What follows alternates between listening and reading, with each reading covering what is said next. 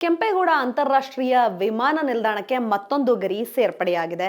ಅಂತಾರಾಷ್ಟ್ರೀಯ ವಿಮಾನ ನಿಲ್ದಾಣವು ಈಗ ಅತಿ ದೊಡ್ಡ ಪ್ರಯಾಣಿಕ ಸಂಖ್ಯೆಯ ಪ್ರಯಾಣ ಮಾಡುವಂತಹ ವಿಮಾನ ನಿಲ್ದಾಣವಾಗಿದೆ. ಕಳೆದ ಒಂದು ವರ್ಷದಲ್ಲಿ 4.90 ಲಕ್ಷ ಜನ, ಅಂದರೆ 4,90,00,000 ಜನ ಪ್ರಯಾಣ ಮಾಡುವ ಮೂಲಕ ದೇಶದಲ್ಲೇ ಅತಿ ದೊಡ್ಡ ಸಂಖ್ಯೆಯಲ್ಲಿ ಪ್ರಯಾಣಿಕರು ಪ್ರಯಾಣ ಮಾಡುವಂತಹ ಏಕೈಕ ವಿಮಾನ ನಿಲ್ದಾಣ ಅಂತ ಖ್ಯಾತಿ ಪಡೆದಿದೆ.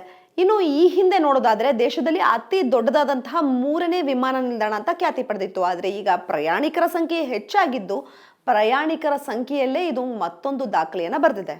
ಇನ್ನು ಈ ವಿಮಾನ ನಿಲ್ದಾಣದಿಂದ 71 ದೇಶೀಯ ಹಾಗೂ 30 ಅಂತಾರಾಷ್ಟ್ರೀಯ ವಿಮಾನ ನಿಲ್ದಾಣಗಳಿಗೆ ಸಂಪರ್ಕ ಹೊಂದಬಹುದು. ಇನ್ನು ಒಂದೇ ದಿನದಲ್ಲಿ 125,000 ಅಂದರೆ ಅಕ್ಟೋಬರ್ 20ರಂದು 125,000ಕ್ಕೂ ಹೆಚ್ಚು ಪ್ರಯಾಣಿಕರು ಪ್ರಯಾಣ ನಡೆಸುವ ಮೂಲಕ 700ಕ್ಕೂ ಹೆಚ್ಚು ವಿಮಾನಗಳು ಸಂಪರ್ಕ ಸಾಧನೆಗೆ ಅವತ್ತು ಅವಕಾಶ ಮಾಡಿಕೊಡಲಾಗಿತ್ತು. ಈ ಮೂಲಕವೂ ಸಹ ಮತ್ತೊಂದು ದಾಖಲೆಯನ್ನು ಬರೆಯಲಾಗಿದೆ. ಕೆಂಪೇಗೌಡ ಅಂತಾರಾಷ್ಟ್ರೀಯ ವಿಮಾನ ನಿಲ್ದಾಣದ ಜೊತೆಗೆ ಟರ್ಮಿನಲ್ 2 ಸಹ ಆರಂಭವಾಗಿದ್ದು, ಹೊಸ ಏರ್ಲೈನ್ಸ್ಗಳ ಆಗಮನವೂ ಸಹ ಆಗಿದೆ.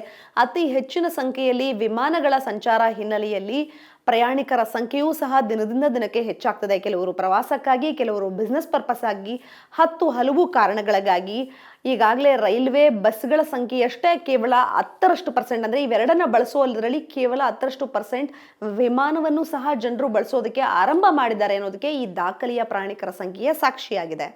ಇನ್ನು ಸರಕು ಸಾಗಾಣಿಕೆಯಲ್ಲೂ ಸಹ ಅಂತಾರಾಷ್ಟ್ರೀಯ ವಿಮಾನ ನಿಲ್ದಾಣ ತನ್ನದೇ ಆದ ಸಾಧನೆ ಮಾಡಿದೆ. 4,95,226 ಟನ್ನಷ್ಟು ಈಗಾಗಲೇ ಸರಕನ್ನ ಒಂದು ಕಡೆಯಿಂದ ಮತ್ತೊಂದು ಕಡೆಗೆ ಸಾಗಾಣಿಕೆ ಮಾಡುವ ಮೂಲಕ ಮತ್ತೊಂದು ದಾಖಲೆಯನ್ನ ಬರೆದಿದೆ. ಹೀಗಾಗಿ 1, 2 ಅಂತ ಹೇಳಿ ಪ್ರಯಾಣಿಕರ ಸಂಖ್ಯೆ ಹಾಗೂ ವಿಮಾನಗಳ ಹಾರಾಟದ ಸಂಖ್ಯೆ ಜೊತೆಗೆ ಸರಕು ಸಾಗಾಣಿಕೆಯ ಸಂಖ್ಯೆಯಲ್ಲೂ ಸಹ ಬೆಂಗಳೂರಿನ ಕೆಂಪೇಗೌಡ ಅಂತಾರಾಷ್ಟ್ರೀಯ ವಿಮಾನ ನಿಲ್ದಾಣ ತನ್ನದೇ ಆದಂತಹ ಛಾಪನ್ನ ಮೂಡಿಸೋದ್ರಲ್ಲಿ ಯಶಸ್ವಿಯಾಗಿದೆ.